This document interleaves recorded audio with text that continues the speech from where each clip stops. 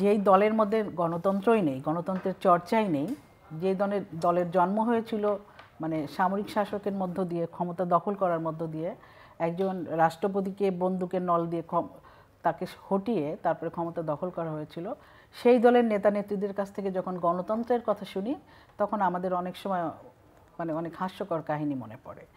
যারা দলের যাদের দল মানে গঠন করাই হয়েছিল আর্মি পোশাক পরে, মানে একসঙ্গে রাষ্ট্রপতি, তারপরে একসঙ্গে সামরিক বাহিনীর প্রধান, সব কিছু মিলিয়ে এবং তখন নিজে নিজে গণতন্ত্রের চর্চার মতো করে একটা দল গঠন করেছিল, জাগো দল সম্ভবত। তারপরে বিভিন্ন রাজনৈতিক দল থেকে জোর করে কিছু মানুষকে নিয়ে বা কাউকে ডিগবাজি প্রাপ্ত নেতাদের নিয়ে, নীতিহীন নীতি বিবর্জিত মানুষদেরকে নিয়ে যারা দল গঠন করে বঙ্গবন্ধু হত্যাকাণ্ডের বেনিফিশিয়ারি যারা দল গঠন করে তারা যখন রাষ্ট্রকে কুক্ষিগত করার চেষ্টা করেছিল, পাকিস্তানি ভাবধারার রাষ্ট্র গঠন করতে চেয়েছিল, তাদের কাছ থেকে আমরা গণতন্ত্রের চর্চা, গণতন্ত্রের কথা যখন শুনি তখন আমাদের হাসি পায়।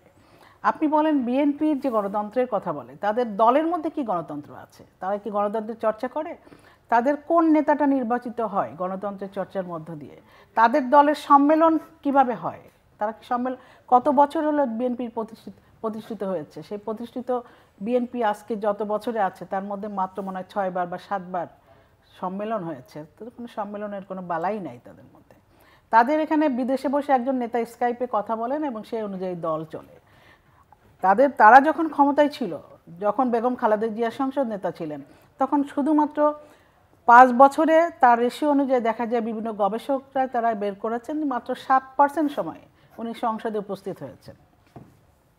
যেই সংসদ নেতা সংসদের 7% সময় উপস্থিত থাকেন কিংবা 93% সময় উপস্থিত থাকেন না, তারা নাকি গণতন্ত্রের চর্চা করে। যাদের সময়ে সংসদীয় কমিটিগুলি গঠন কিংবা পুনর্গঠন করা হয় না, সংসদীয় কমিটিগুলি কাজ করে না, সেই দলের কাছ থেকে আমরা এখন গণতন্ত্র শুনি, আমরা সবক শুনি, আমরা কিভাবে গণতন্ত্র কার্যকর হয়, নির্বাচনের কথা শুনি। যারা নির্বাচন করেছে, হানা ভোটে নির্বাচন করে 111% ভোট পেয়ে যারা নিজেদেরকে রাষ্ট্রপতি ডিক্লেয়ার করেছিল, আবার যাদের সময় কারচুপি নির্বাচন হয়েছে 2,23,00,000 ভুয়া ভোটার ছিল, যারা নির্বাচনে হুন্ডা গুন্ডা দিয়ে নির্বাচনকে 1,23,00,000 ভুয়া ভোটার যারা সৃষ্টি করে নির্বাচনকে ম্যানিপুলেট করত, এবং তাদের কাছ থেকে গণতন্ত্র নির্বাচন কথা আমাদের শুনতে হয়।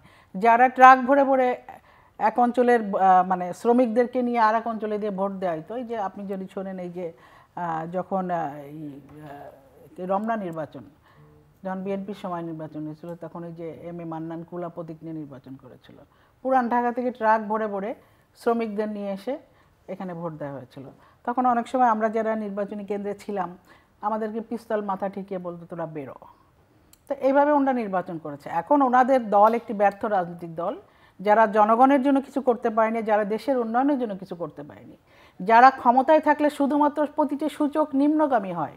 অর্থাৎ যারা ক্ষমতায় আসলে ভূতের পা যেমন পিছনের দিকে চলে, যারা ক্ষমতায় আসলে বাংলাদেশের রাষ্ট্র যেমন পিছনের দিকে চলে যায়, সেই ধরনের একটি দল যখন গণতন্ত্রের কথা বলে, চর্চার কথা বলে, নির্বাচনের কথা বলে, তখন আমাদের হাসি পায়।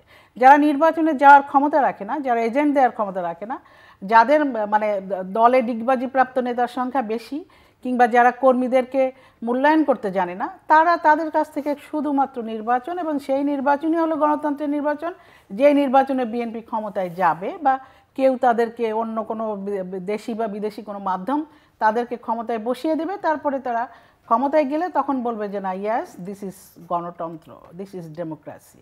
সুতরাং এই this is democracy, this is গণতন্ত্র, এই গণতন্ত্রে বাংলাদেশ আওয়ামী লীগ বিশ্বাস করে না।